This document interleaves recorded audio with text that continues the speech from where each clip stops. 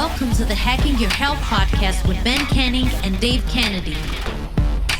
Two guys heading out to hack body, mind, business, and beyond. We are here to provide a single source, bullshit-free guide to understanding your body and how you can live better for longer.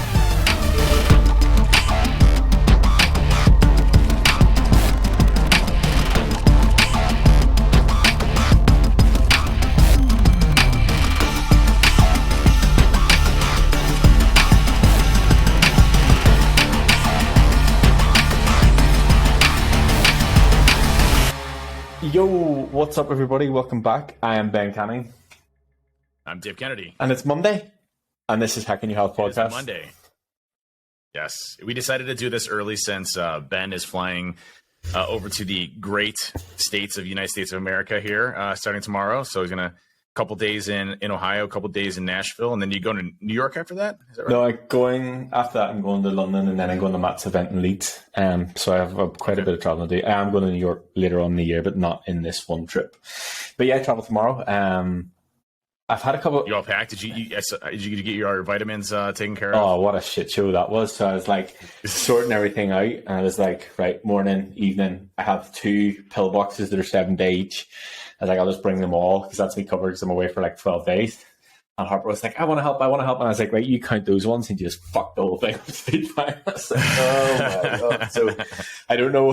I was texting Ram, who's obviously coming with me. I was like, look, you need to keep an eye on me because if I'm like high or low or like back to front or like sleepy in the morning, my pills are the wrong way around. So you need to just swap that round for me. But yeah, I looked at them and I was like, why are they all white? Like, why are these not different colors? Everything's the same color. Like, I can't even differentiate what was what. So I did my best. I threw them all back into the pill box. So it will be an interesting one. But yeah, I got my supplements packed. I'm actually nearly packed. Like, I don't usually have that shit organized, but I'm ahead of myself this time. But yeah, I mean, this time tomorrow I'll pretty much almost be there. Yep. And I'll be picking you up at the airport and then going out for some Captain Sins. So. Yes. Well, I mean, a couple. Because you fucking booked me into Orange Theory. Do you want to do Orange Theory on Wednesday morning? No. Okay. Do you want to do it at 6:45 or 8:15? I'm actually glad you didn't do 6:45. You actually said absolutely not. Yeah. And all I read was absolutely. So yeah, so it was a mistake. It was a mistake. So I'll see you at Orange Theory 8:15 on Wednesday. Can't wait. Really, really looking forward to it. The one trainer there is like, oh my gosh, Ben's coming back. That's so awesome. So excited to see him. So she's super excited to see you. So you can't let her down. Okay.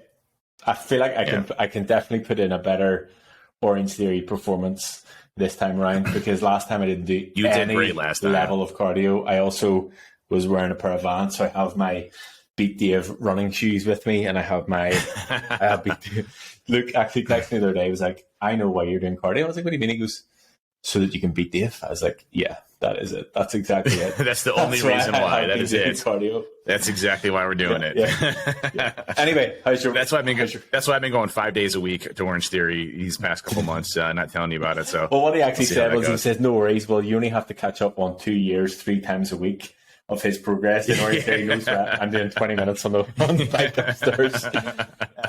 But no, I mean, it'll be good fun. I think if fun's the right word. Oh yeah, I can't wait. Yeah. But anyway, how's your week been? It's been going really good. I got my gym all cleaned up for you. So I did a lot of detailing there. I got all my new equipment moved. So I disassembled portions of the Rogue Rhino, which is why I have this big gash of blood that was bleeding everywhere in my gym, which is why I decided to do a deep clean after that because there's blood everywhere. Blood, sweat, and tears, literally. There's that damn Rhino. You have no idea. That thing has been the bane of my existence. It's a great machine. It's just so over-engineered, so heavy, so awkward. Taking it apart, like I'm like, I'm looking. I'm like, I can't remember how I put it together. You know, it's been almost a year, and I'm looking. And I'm like, I think I only have to remove like these 2 bolts here. But then it's like, yeah, you can remove those 2 bolts there, but then you have to figure out how to get the pulley system out, which is like 4 bolts on the top and then like 15 bolts in the bottom. By the end of it, you're like basically taking apart the whole thing just to get these 2 parts separated so I can move it to get it out of there. So, but anyways, it's nice and rearranged, ready to go. And it's funny, the room may smell a little bit like burnt rubber. The new Squat Max MD that I got, which is the squat machine, belt squat, Really like it a lot.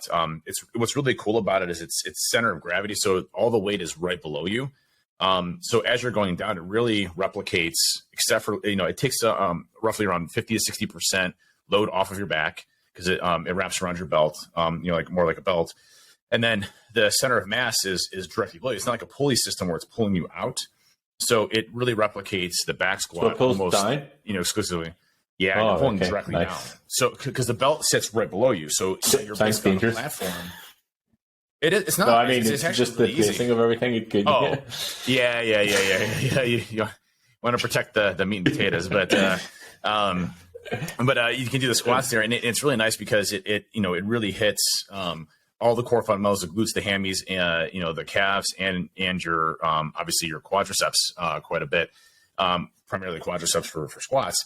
But I wanted to put the incline heel little devices that I have on there so that you can do the raised heel squats on there, but it's metal to metal and it's real slippery. So I took my old deadlift platforms and I cut it with a saw in the middle of it, and it was like catching fire as I was doing it because like the mat it's like a Rogue deadlift platform mat.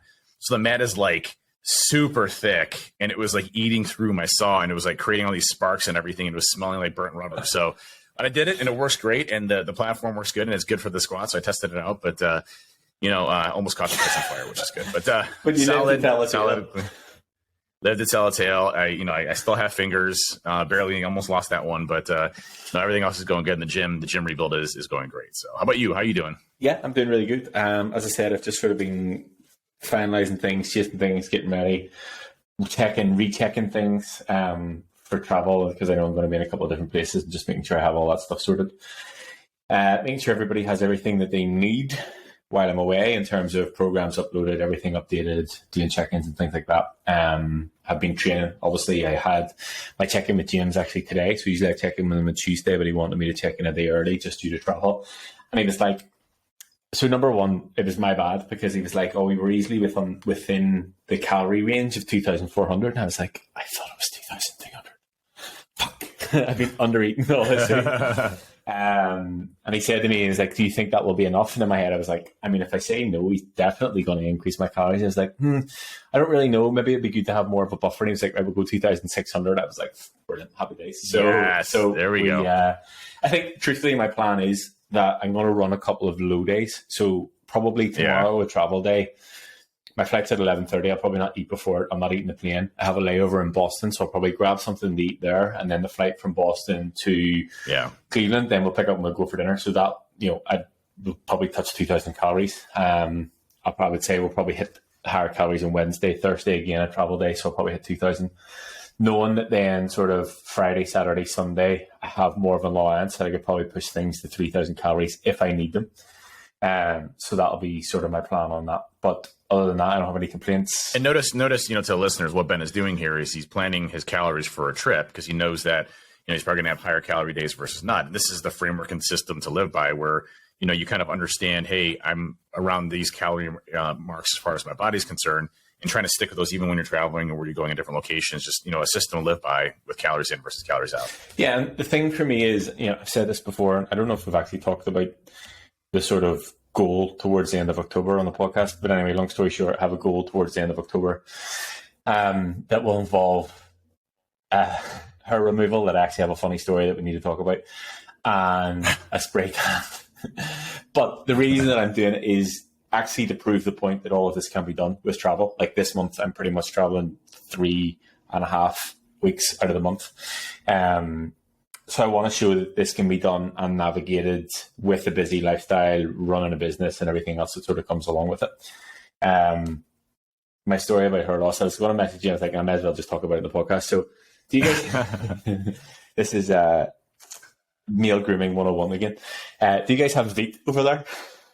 Like hair removal Veet, cream? no. Right, so it's like this hair removal. Oh, yeah. Very similar. I have some horrible stories. Yes, well, I have a horrible story from today. So I was like, right, I'll get that, because if I just shave it with the razor, like the clippers, it doesn't last very long. So I was like, right, I'll get Veet and put it on. I obviously have quite dark hair and very coarse hair. So I left it on. It says no more than 10 minutes. I was like, right, 12 minutes is about the max. And then I started to try and scrape it off, and it was just not coming off. It almost looked like it permed. my hair. So that was fine. I was like, got as much off as possible. So it's like super patchy. I will fix it later on this evening and I'll be fine for my arrival. But I sort of made the mistake of like putting it on my arms too. So you'll maybe see here. So now I'm in the position of like, where's the cutoff point?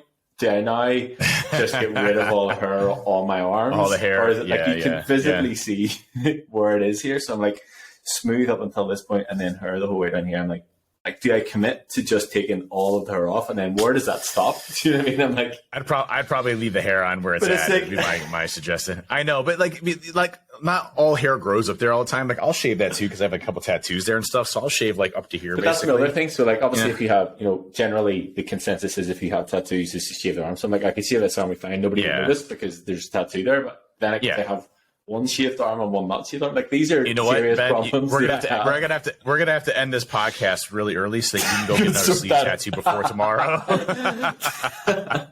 Just the full sleeve doesn't matter. Just all black is fine. Just I need it done. Yeah. So I don't know. You'll find out tomorrow. Yeah. If you got a new sleeve, I'll be really impressed. I'll be really. You should just get one of those like ones you can wear. Just pick me in. I'll go get sleeves. You get a sleeve. But yeah, so that's my hair removal issue today. I also have to shout out to my brother who came up to the house today to cut my hair because I needed a cut and there's no way I would have been able to coordinate it time-wise. So appreciate him for doing that. Anyway, yeah, I feel like it's been harder for me to get haircuts for some reason. I just don't have the time. I have time to work out in the gym for 3 hours, but I don't have the time to. You need to just get the barber to come to your house. Yeah, it's come to my house while I'm lifting. Yeah. So like in between sets, I could do like one side, okay, 5-minute pause, do that rest of the sets, we good. Yeah. Efficiency. Yep. So yeah, that's it for me. This week we want to talk about, you sent me that video, the ugly truth about getting shredded. Yes. So you've probably heard, if you've been listening to this podcast quite a bit, you've probably heard this person's name. But if you haven't, this is a person that I would recommend definitely following on YouTube. Great amount of knowledge, kind of breaks down a lot of the science behind, like everybody would be like, oh, you can only do 25 grams of protein per, setting. And he actually breaks down all the scientific research for that and says, how much that is bullshit. Just the different things, that kind of dispels a lot of the old bro weightlifting stuff, as well as, what's the best way to optimize various things. I mean, he talks about, sumo deadlifting, cheating, blah, blah, blah. That video was hilarious with the cardboard cutout of Chris Bumstead. That was hilarious. It was really good. But, this one was more so on, realization of facts around cutting and shredding and what that does to your body and why certain people can go, sub, certain percentage of body fats versus others and why others have a better tenacity to be more overweight than not. And so, I thought today's podcast would be good to kind of there's some studies that kind of support to, what's best for losing weight, what's best for exercise, what is best for your body from a health perspective, but also, and what's the latest research say around exercise and weight loss? And then ultimately, what does shredding look like? And what does that mean when you hear bulking and shredding? And this is kind of the realization that I started to have when I started working with Ben. I think the first thing I sent you was a picture of this guy that was, it wasn't Coach Tony, it was another coach, Coach Jackson from Tonal. And I was like, I want to look like that guy. And he's like, well, we're gonna build you up to get to where you need to from whatever that is, but just put some realistic expectations. And that's probably, and that person's probably been bodybuilding for 20 years and look fantastic. Right? It's gonna take some time to get there, and you're not going to get there in 6 months or 3 weeks or 2 weeks or things like that. And one thing that I started to realize about this whole kind of journey is my expectations of what I want to become change. And when I look at like some of the bodybuilder folks, which look absolutely incredible, watching what they have to go through to get to that stage is absolutely insane. Like, I mean, ridiculously hardest thing you will ever do in your entire life. Insane. And, I don't think I want to go to that extreme, but I do want to be big. I want to have big muscles. I want to be strong. And I want to look good at the beach, right? And that's kind of my objectives. And obviously be extremely healthy cardiovascular wise, blood work, everything else. Longevity is a big thing for me. So again, my objectives kind of change. But, what was curious about the Nippard part is he brought up this discussion around what's called body fat set points. And there's basically what the science is showing is that there's kind of ranges in our bodies around what's comfortable for us of maintaining body fat. And there's higher ranges and there's lower ranges. So what he means by this and what he's kind of showing is that when you get to a certain percentage your body's uncomfortable with from a fat storage perspective, it starts to fight you every single way, shape, or form, making you more hungry, making you be more lethargic, making you feel like shit, to really try to maintain that body fat as much as possible. And we see this all the time. Ben, you see it all the time with people that you're going through and is going through this process. And you can kind of reset those body fat set points. But initially, there's the basically like the bare minimum. And then there's kind of the top threshold where your body will basically say, well, I'm not hungry anymore. Let's start kicking up metabolism. Let's start doing things to kind of shut off some of this body fat. And obviously, the food that we eat is a big component that can go way past that body threshold point, which makes us start to feel bad, makes us start to feel like shit. So it goes both ways on not having enough body fat and having too much body fat and how we actually feel. And I thought that was really interesting because the folks that really struggle with weight, you're probably feeling the effects of having too much body fat, both cardiovascular wise and health wise, but also just how it makes you feel in general. Sluggishness, not being able to concentrate or focus. There's a lot of things that go into, being, obese. And there's a lot of things that go into being too skinny. So it's kind of interesting how our bodies kind of try to self-regulate that based off of how we're feeling in performance. Yeah, I think even if you think about yourself, so, we'll take from where you're at now to when you're at your heaviest, you're probably about 80 pounds in difference in terms of like when you're at your heaviest to where you're at now. That'll be right. From when I was my heaviest? Yes, to now. Yeah. Right. Yeah, so yeah, obviously we've been much lighter, like, we've been 40 pounds lighter. So that's 120 pounds. So imagine that, right? Imagine you have to walk about with 120 pounds additional on you at all times. Imagine the stress that puts in your body, the struggle. Number one, being in that sort of position then versus now, you're obviously much fitter. So doing it right now would probably be a bit easier. But being, unfit, unhealthy, sluggish, and having that additional weight on your body all the time, 24/7 for absolutely everything that you're doing, like that stress on your body is massive. Versus being on the other side where you reach a different kind of stress that calories are low, food's low, body fat's low, down to, even down to your sleep. Whenever carbs are super low, there's nothing really to absorb the water in your body. So you're up more throughout the night in terms of going to the bathroom. So sleep sucks. Generally, you're colder because you're carrying less body fat whenever you're super lean. So there definitely is struggles on both sides. Yeah. Yeah. I mean, and those both sides are, I think, when you look at the overall perspective of different body types and how we kind of operate, the struggles for me are very different now than they were when I was 300 and X pounds versus before. I think, what's interesting though about that, and when you look at what Jeff is talking about, he had a video there and I was cracking up because the guy, it was talking about a guy that was in the cutting phase. And he's like, let me tell you how it was like a bodybuilder. And he's like, let me tell you how bad my hunger is on this. And he's like, he's sitting at a place and he's like, my dog food smells amazing. My dog's poop smells amazing. I would eat my dog's poop right now. And he's not even joking. He's like, I literally think it smells good. I would eat that in 2 seconds if I was allowed to. The dog poop. Yes, like the bit that got me was whenever he starts talking about, you get to that unhealthy stage and you're watching the food channel and it's like the big massive, I was like, You've been there so many times. So, I started laughing. I started laughing as soon as you said that. I'm like, that's Ben. Ben is literally watching the Food Channel right now. Every time I talk to you, you're like, I'm watching the Food Channel.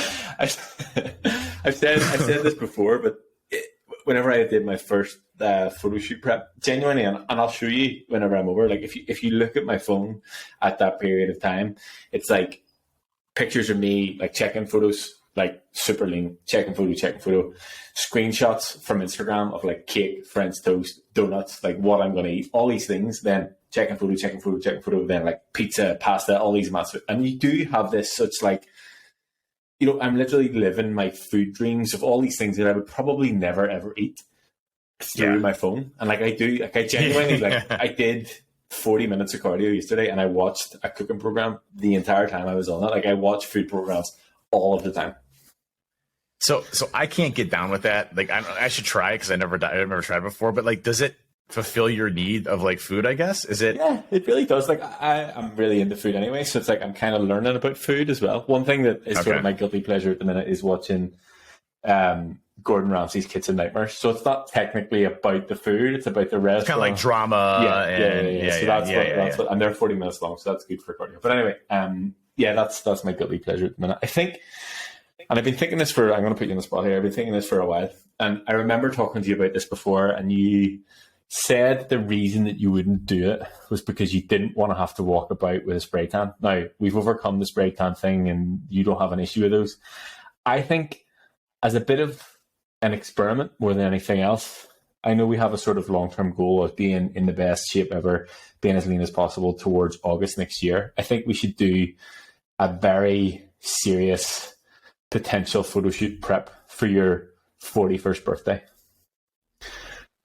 Okay. Yeah. I mean, I do want to try it, at least to say I did it once. Yeah. You know, like just cut down as hard as I possibly can, have a deadline and go. I say in your check and be like, next week's cardio is 30 minutes per day. Here are your food channel videos. Well, and what was also interesting about the cutting stuff, and while we're talking about this, by the way, is I'm sure 99% of our listeners aren't going to get to the point to where they want to get to like sub 5% body fat. It's just you're at a miserable state, right? But we would all love to be looking great in a beach body, on the beach or wherever our goals are for us to be set. Just to be healthy and fit is a goal in itself. But what we're talking about, and why we're talking about this is that when we're losing weight, our body typically will start to fight us even more. And I hear this all the time of, well, what I was doing yesterday, I'm following exactly to the T and it's not working anymore. And that's our body, for one, if you've lost 20 pounds, that's 20 pounds less you're carrying around you. So your total daily energy expenditure is going to be much lower than it was before. So you have to make adjustments, but also our body naturally fights us. And it's everything from, if we're fidgeters and we're constantly moving around, that's like an extra 600 calories a day that you burn, 600 to 800 calories a day you burn just by fidgeting. I know it sounds crazy, but you're exerting energy every time you do that. Your muscles have to contract. Your muscles have to do certain things. Your thermogenics is kicking in. Your body has to cool itself down. So there's all these things happening just by you fidgeting all the time. And, just by eating less calories reduces those fidgets. Your body naturally does that to conserve, calories and energy. It's amazing how our bodies work. So, when we're talking about getting to sub 10%, sub 5% body fat, most of us aren't going to go into that type of situation because it's miserable. But at the same time, these are the same things that you apply when you want to lose weight in general. It's cutting those calories down. And I just want to mention 2 points in that video. What getting to like sub 5% does to your body is horrible. It tanks your testosterone. So they did on bodybuilders did a baseline of what the testosterone was prior to the cutting phase and then after. And prior to the cutting phase, the testosterone was through the roof. Natural. These are natural bodybuilders, not anybody's doing TRT or things like that. And they were through the roof. 900. I think it was 900, which is obviously I think it was 900. 900 upper range. Right. Yeah. 900 is like 900 to 1,000 is like top ultimate range of typically what you want to get. And then they looked at what it was after they got done through their cutting phase and got through, like sub 7, sub 6, sub 5% body fat. And their testosterone was like 200, which equated to an 80-year-old. So if you're in the 200 range, you're literally 80 years old from a testosterone ranking perspective. So it's just amazing what it does to our body. And then everything else, prolactin, everything else just starts to increase. It's just not a good situation for your body as you start to go through that. So, but I will say, when you start looking at some of the latest research, and this was, where is it at? I got to find it. This is the wrong one. Here it is.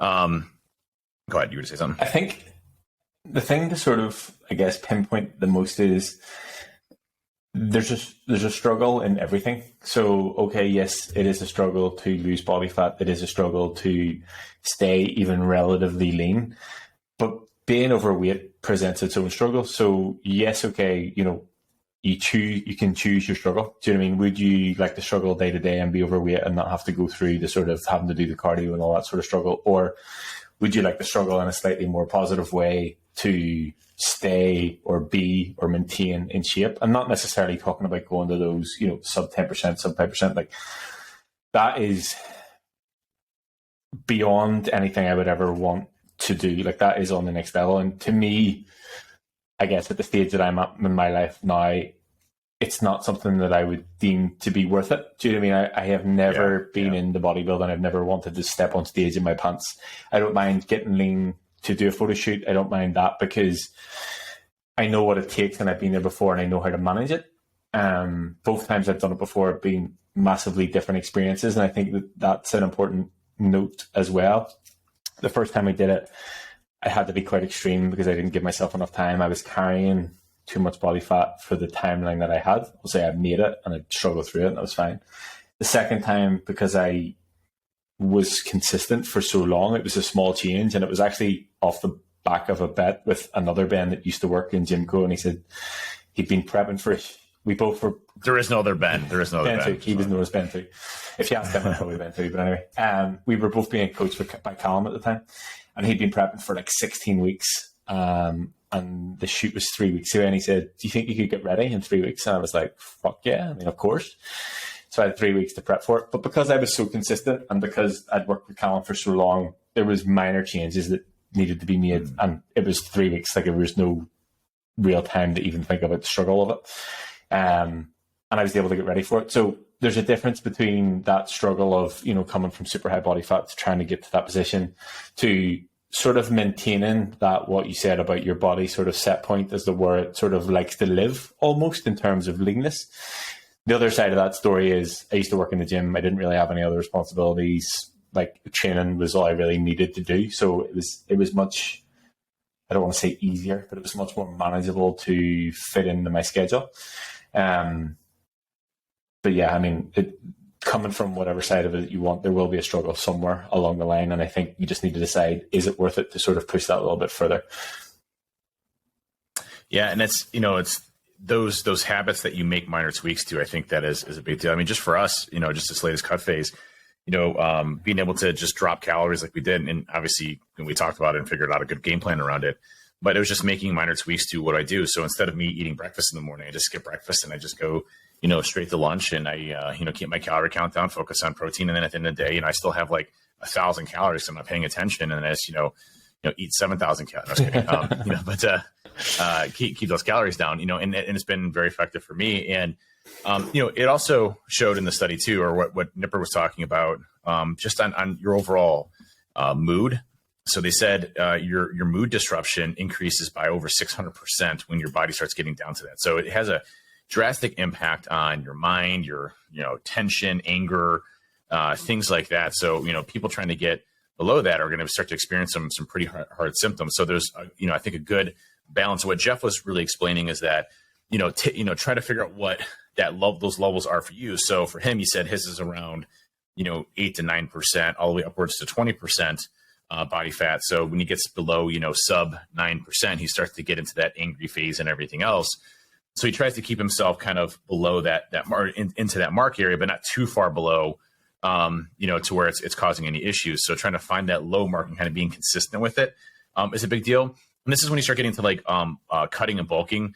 So if you're always cutting, and this is what took me a long time to kind of understand, with you, Ben, and even though you tell me all the time, the issue with always cutting is that your strength will not increase nearly as fast, or you'll plateau much faster. Your ability to put on muscle mass and maintain becomes much more difficult. And you really don't have a lot of the energy to continue those types of intense training programs as you go along as well. So there's like all these negative things if you're continuously just cutting all the time and you're trying to maintain that kind of shredded body look, unless you're again, doing steroids or things like that can, grow. And I'm not, shaming on those, you can grow while you're, in a cutting phase and things like that. But if you're trying to just, be strong, big, things like that, but also kind of maintain some sort of leanness, you kind of have to go through those high caloric times where you're putting on muscle mass and have a lot of energy, and then kind of shaving off the body fat and doing the same thing and rinse and repeating. It's a very good way of kind of going back. But that takes a lot of, I think, a good framework and system to be in first before you can do that. I think, cutting the weight off while you're building out some muscles are a really good approach. And then from there, seeing where you're at and kind of building upon that. Yeah, I think the biggest factor in all of this is, you said it so many times, that we know what works for you and I know what works for me. And the only way that you get that is by putting the time in to understand it. And, even you're talking about the sort of bad mood. Like, I remember, again, as clear as day, whenever I used to work in Slim, whenever I used to work in the juice bar and I was doing my first cut, at that time, everybody was an asshole. I was like, everybody's fucking dick. Everybody's doing my head in. And sort of a couple of weeks after, my mum turned around me because she worked there too, and she was like, "You were the dick." I was like, "Oh, I really was the dick," because I was just super low. I put was high on. It's like, I was pissed off by everybody because I had a short timer and whatever else. But even talking about like being able to push to those set points and further, and I've said this before, the goal for me is to maintain a level of leanness that isn't a struggle, and if I need to push down that little bit further, to push down that little bit further. Again, talking to coming into the end of October, like, I don't know what levels it will be. I've actually never had my body fat measured, and I maybe will do it this time whenever I'm feeling my leanness. But I think this time, for the first time, and I think I mentioned this to you a couple of weeks ago, anytime I get lean, I always want to be bigger. And anytime I'm bigger, I want to be leaner. And that's exactly what Jeff's talking about in the video, because he shows the picture of the guy in the good lighting after the gym with a good camera, and he looks like his biggest and his leanest and his fullest. And then his picture of him beside it with his t-shirt on, and he looks like skinny. Looks like a tiny. So I thought that was a before and after picture of like him, prior to adding all that weight on, and then he had a picture of this guy that was just ripped, but it was him basically looking like a tiny shrimp, next to him, but he was jacked in the right lighting and photo and everything else, right? But even I noticed, like, since my calories were increased, like the fullness that I have after sessions and that anabolic mirror in Gym Doc, that does me lots of favors, let me tell you. The difference in that in terms of how I look and feel is much different. But the thing about that is, and being able to sort of maintain that and push past that, at this point, like I said, I feel like I'm probably, I want to say, satisfied. Like, I don't feel like, yes, I will get leaner, but I'm not like, oh my God, I need to get leaner. And yes, I will get bigger, but I'm like, oh, I'm not like chasing the other thing. If that makes sense, like, I'm committed to this process for this amount of time. And I mean, I'm now in my 8th, coming in the 9th year of training. It's taken me that long to get to a place that I actually feel comfortable in this phase. So I think being able to recognize that too, that it will take those times. And I've spoken about this before, like, yes, we'll talk about cutting and talk about bulking, but I think that fear that you have mentioned before about pushing calories and pushing weight that I've had, that anytime I got any sort of additional body fat that I didn't want, I just immediately went into a cut and never actually really committed to an extended period of time of building muscle. So could I have got to this stage much quicker if I had just committed to it? Probably. Again, one thing I'm looking forward to in working with James, like, we have a plan for a 6 months in a surplus. And I think one thing actually that will be cool that I thought about the other day, you'll see me tomorrow, I guess, and where I'm at now, and then you'll see me exactly in 6 months after 6 months of getting bigger. So it'll be interesting to see the difference in that. But yeah, sort of being satisfied with where you're at is a difficult thing to get your head around. Being satisfied with where you're at is a difficult thing to get your head around, but also still wanting to strive for more in either direction. Well, that's what Nippard was kind of talking about, where, it's kind of this inflection point, this little elliptical curve that goes up, and you get to certain points where you're happy with the results. Then after that, the body dysmorphia really kicks in to overdrive. You're never kind of, like, and maybe you've been the same. Yeah, like, same. Yeah. I'm leaner now than I was, 2-3 months ago. But I'm like looking in the mirror and like, pulling the smallest bit of body fat, being like, this is disgusting. And I'm like, I wouldn't even have looked at that, 3 months ago. Go get the axe. We're cutting it off. So like, I wouldn't even have, I wouldn't even have phased me. And if I look back at those photos, I'm like, I was maybe 20% body fat, and I wouldn't even have batted an eyelid. But now that I'm leaner, I'm like, it's just disgusting. It's like skin. Yeah. Well, but I think, what you're doing though, and how you did things. Yes, could you have built muscle for a longer time and more of a surplus for a longer time? I also think there's a level of kind of checks and balances that you have to do when you're going through it, right? Not letting yourself get too out of control so that it's such an uphill battle and struggle to fight back to get to that point to where you want to be, and vice versa.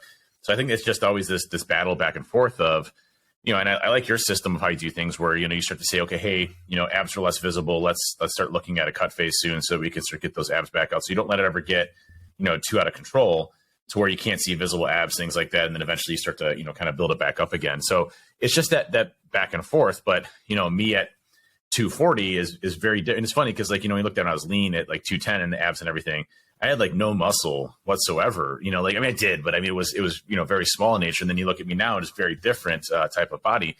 And, I like that progress of continually trying to put as much muscle on as possible, but also keeping it kind of balanced and lean at the same time to where I'm not, again, one of those guys, it's funny. There's a meme about powerlifters, and it's like, what is the difference between bodybuilders and powerlifters? And it says for powerlifters, there's no, you don't have to sit there and do high reps. It's all really heavy weights, low reps, and you don't have to worry about any of the nutrient requirements whatsoever. So it's, eat whatever you want to, and just lift heavy is basically powerlifting, right?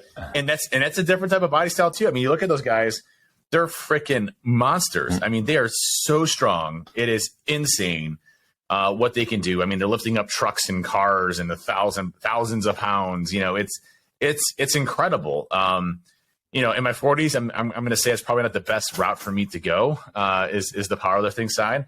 So I tend more to be on the power building side, which is kind of a combination of strength and looking kind of great physique wise. But there's definitely something to be said about having a system that you can trust, especially for somebody that came from being obese down to where I'm at.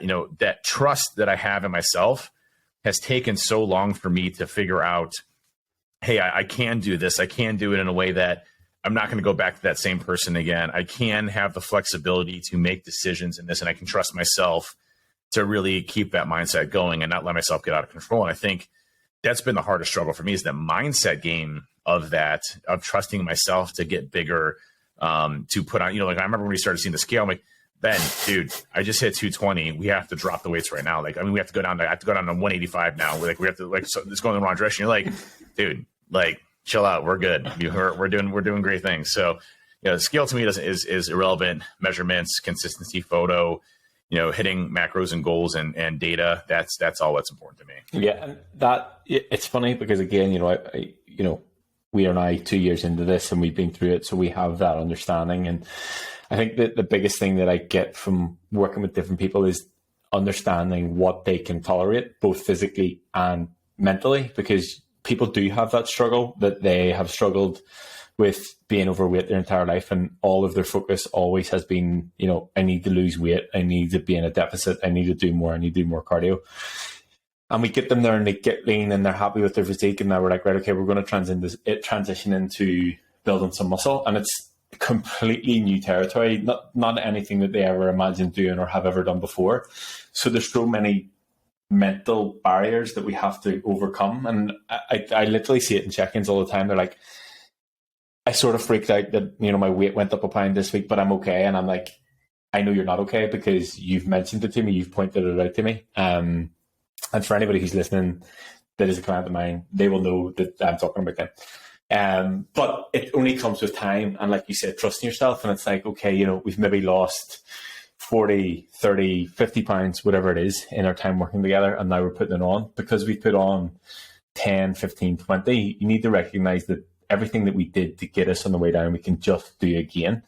But because they're now moving in the opposite direction, it's that almost fear that they're going to wake up, 50 pounds heavier again overnight because their calories are slightly increased. So I think the mental side of it is a big factor. And even if we go to the levels of extremes, and I said this before we click record, the biggest thing that I see in competitive athletes is the thing that breaks down first is the mental side of it. They just don't have the mindset to be in it. And that's often the biggest struggle. I was actually talking to Rab, the guy that owns Gym Doc. I was talking to him this morning. He was talking about that, the biggest thing for him whenever he was competing was he just completely lost his mind. He actually used to say that he would go out a night out, and if nobody came up to him and complimented on how big he was, he would be complaining to his wife that he feels like he's getting small. So he was actually going out to be like, look how big I am. And he used to be massive, but a big short guy. But he he used to say that mindset thing was the biggest struggle, and I see that all the time. And actually, I was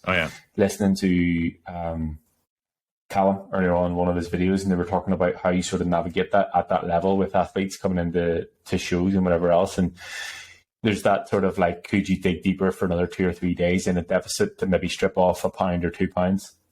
Absolutely. But what way does that affect you mentally the next week? And that's where the sort of running 7, 8, 9, 10 low days and then having 1 or 2 high days to sort of bring you up.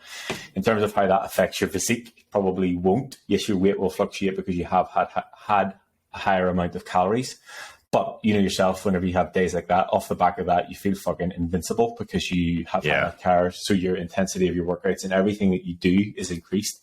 But it's more the psychologically knowing that those high days are coming. You don't necessarily know when they're coming, but you know that there is a chance of getting it if you work your balls off between those two sort of dates. So it is a lot of... Do they have to often call that refeeding? Yeah, right? yeah. Callum just refers to it as high days and low days, but like he'll say that, you know, they're basically, you know, eating 1,800 calories or lower and doing an hour's cardio in the morning. Like the videos are absolutely mental, but you know, whenever you want to get to that level of being absolutely inside out shredding, the guy that he was talking about was moving into classic physique, which is obviously much different than just regular men's physique, because you go from wearing board shorts to those like little black pants, so your hamstrings and glutes have to be in it, which is obviously completely new territory. So on those extreme levels, looking at refeeds and things like that, and that sort of, I've pulled a bit of that in terms of the approach whenever I'm looking at people's overall plans long term. And I was on a call just before we had this call, and looking at,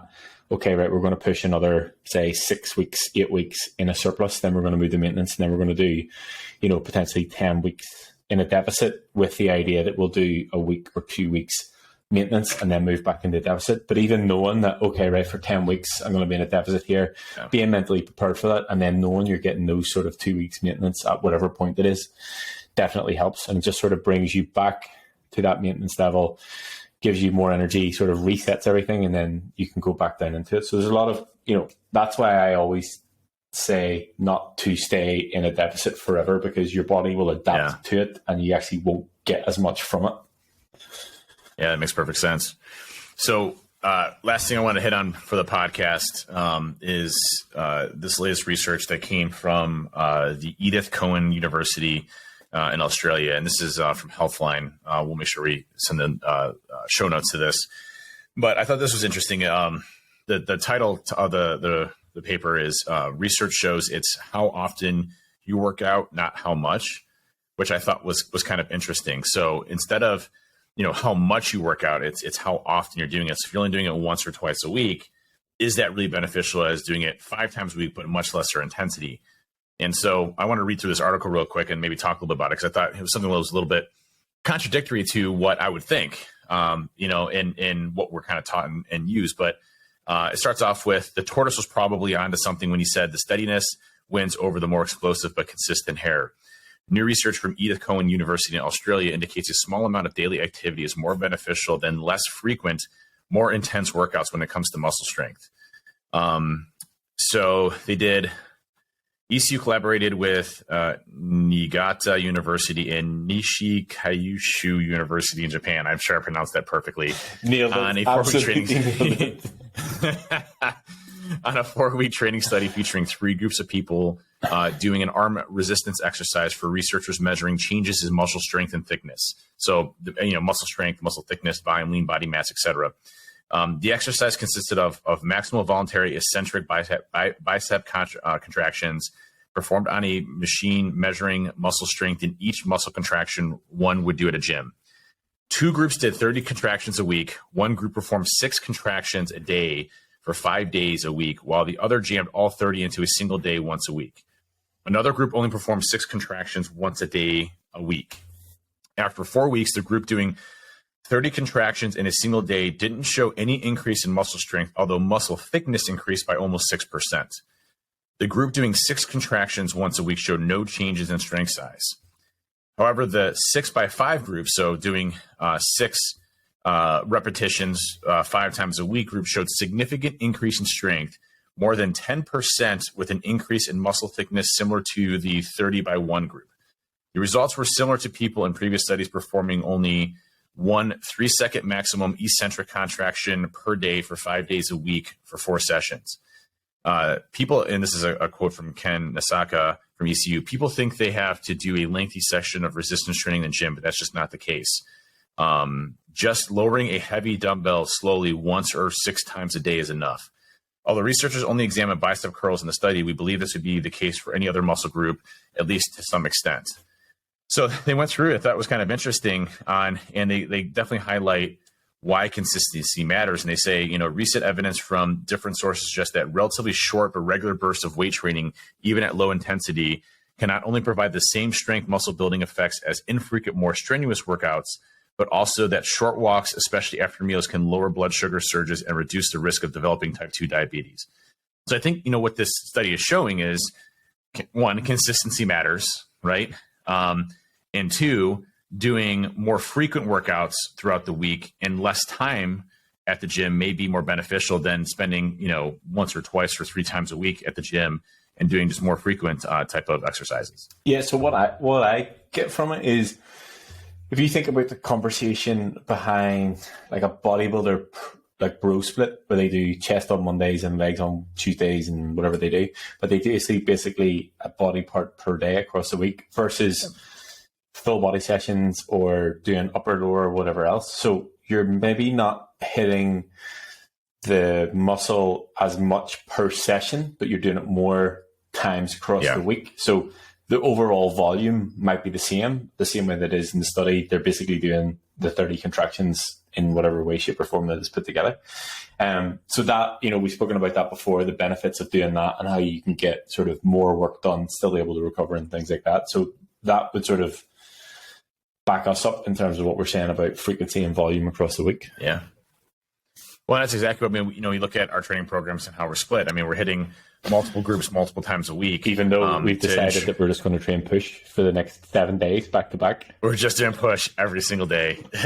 We don't want to get into a leg tit for tat again of what happened last time. I couldn't walk for 2 weeks after that. Definitely not. So we're just going to train push all week. Yeah, just push all week. It's our favorite anyway. So no, but I think it's interesting to talk about that consistency thing, and you hear that as a theme from us, but others, that have had success with this, and it's that repetitive lifestyle that gets you through, whether it's you're walking every single day or, you're just hitting the gym for 30 minutes, seems to be much more valuable once a day versus, maybe doing, 3 times a week, 1 hour. So, can you hit the gym 30 days a week? I could do that. That's no problem. Actually, the thing that I'll say on this is, my sessions at the minute are probably 45 minutes. And I used to think, not mine. No, yours aren't. Not mine. You're getting a haircut and sending emails and everything. That's true. That's true. But for me, it's not that I never intended. I just do the program that James has set, and it only takes me 45 minutes. And it's, I used to always think that I needed that time, and I would have always blocked off 2 hours. Whenever I was working in the gym, I would have saved myself 2 hours and then like half an hour to get ready after that. Like I thought that's what I needed to do. But I find that I go in and I can really exert myself in that time, and it's just the way that the setup is for me, and it's ideal because it doesn't take me as much time. I can fit a lot more stuff in around it. I can still come back and do my 20 minutes of cardio. So it is working for me at the minute. But I can imagine that you and I are going to spend more than 45 minutes training this week. But we will have the time to do it. Do you know what I mean? I guess it's just sort of fitting it into what you have available. If I'm in a hurry and I need to get things done, 45 minutes to an hour is plenty of time for me to knock out my routine. Disco pump, disco pump, you get it going, you're all set. But for me, I like being down in my gym. It's a place away from distractions. It's a place away from the rest of the world. It's me and the weights, and that's it. And I can get emails done. I can get certain things done if I need to. Nobody comes to bother you. At the end of the day, no one comes to bother me. It's my area, and that's I think what I resonate with the most. Okay, we're good. Hey, sorry for that quick cut in video. I had to use the bathroom really bad, so apologize for listeners there. But we're back. We did a quick pause. We're back. Little emergency, but no. Anyways, I think where do we even go from there? But I think the truth of the matter is the consistency that we talk about is something that you get into those repetitive type of exercises, repetitive type of lifestyle, whether that's macronutrients and what you're tracking and eating and those habits around nutrition. And even see in this article, nutrition really is 90% of the battle, right? And then the consistency is the rest. So, when you look at if your goal is cutting weight, cardio, let's just say you go and work out for 30 minutes for cardio. that's going to be, let's just say 300 calories or 400 calories that you burn there. Okay. At 400 at maximum, right? If you're just going high intensity the entire time. At that point, by you eating a donut or something small is going to completely eliminate what you did in it from a cardiovascular perspective. So, if your nutrition's not there and you're eating more calories than you're burning, cardiovascular, cardio is not going to do anything for you whatsoever. Maybe, good from a blood flow perspective. And there is a lot of science around how it impacts our cells. So it might be good for your overall body, but it's not going to help on the weight loss journey. So that's what we're talking about here. And the consistency is that, getting to the gym, doing 30, 45 minutes of a weight session, training and hitting those muscles is going to have a much better effect on you than going once a week or twice a week. Try hitting up as much as you can. 3 times a week is usually the good sweet spot. 4 times a week, 5 times a week is even gravy. You do need time for recovery though, and things like that for your muscles. And that's one of the things I was looking at from a research perspective of, when is it not good to train? And that's usually when your muscles are sore. If your muscles are sore, it's usually a good indication you probably need some time to, rest those muscles and fix the tearing and everything else through damaging our muscles, fix the tearing and damage that's occurring in those muscles. Yeah, for me, I like training 5 days a week. I could do less, and the way the training split, and James has always been pretty flexible in terms of what that needs to look like for me, but I actually like having the 5 days. And the way the split is absolutely perfect for me across the week. And, I think one big factor that I'll sort of touch on to sort of relate back to that bro split conversation, because it came up in the Discord with Marcus.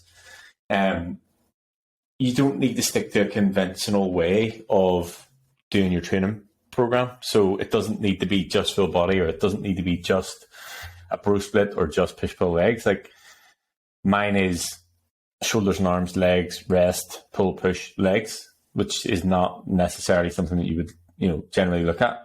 So don't be afraid to sort of step away from the norm. And my suggestion for Marcus was do lower upper arms, then lower upper, and you can get a lot done across the week. You can target those areas that you potentially wouldn't usually get much volume, or generally you would sort of tail onto the end of a workout and not maybe get the same intensity. Usually it is arms or something like that. And there is obviously that controversy of, you can't just do an arms day. I'm like, I can do what I want.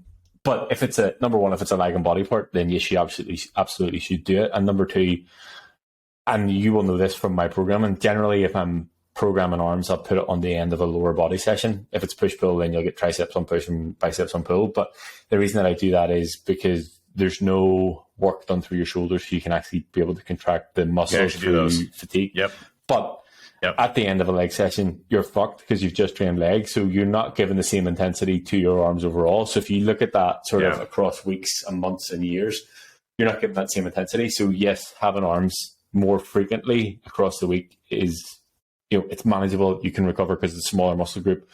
There's different ways to hit it. There's different ways to split it. So don't think that you just have to Google push pull legs workout and that's the way you need to get it. Tailor it to yourself. Do push pull legs upper lower, whatever it needs to be. I did Chris's program earlier on. He's been banging on me about it for ages, and if he's listening, appreciate it. But we did 2 full body sessions, a full body push session, a full body pull session. So full body push, rest, full body pull, rest, lower, and then upper. So we can get a lot in across the week. So we're using lower and upper, and we're using full body. It's just the way that the week is split. That's why I was able to get it in. So you don't need to specifically stick to the things that are the regular ways to do programming or whatever Google says. Yep. That's the flexibility you have, and I think that's the things that you learn as you go along. But that was a good podcast today for wrapping things up. And so you'll be traveling this week, and we'll get obviously another podcast in next week when you get back. So we're not going to skip a beat or miss a beat on any of these. But we'll have appreciate everybody. A wrap, like this is what we did in the past 2 weeks podcast. Yeah, that'd be awesome. And what we learned from one another, and how your Orange Theory session went, and how much I destroyed you. So we'll see how that goes. But I was actually thinking this the other day. The people that you have the nicknames for, if they listen, I'm going to see them. I'm going to meet them. That's right. Absolutely. Short shorts. Can't wait to see them. Short shorts. I'll put them out. All right. Well, hey, everybody. Thanks so much for listening for us this week and tuning in. Hope you enjoyed. If you did, please share us out, and let's get bigger audiences and more folks that we can go and help. And We Hack Health on Discord. We Hack Health on Twitter. And then we Act.Health on social media. So hit us up anytime. Always here to help out and join our Discord community. It's a great group of folks helping each other out every day. So thank you all for tuning in. Truly appreciate it. See you next week. Good.